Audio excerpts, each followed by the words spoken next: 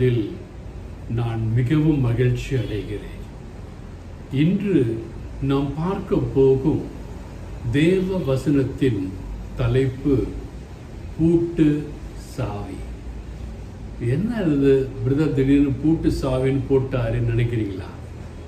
ஆமாங்க, உங்கள் வாழ்க்கையில் உள்ள ஒவ்வொரு பூட்டப்பட்ட பிரச்சனைகளுக்கும் ஒரு சாவி இருக்கிறது.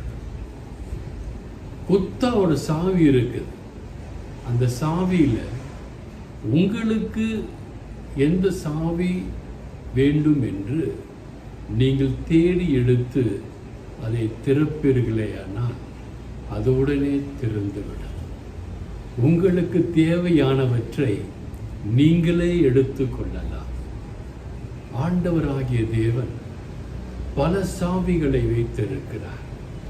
உங்கள் பிரச்சனைகளும்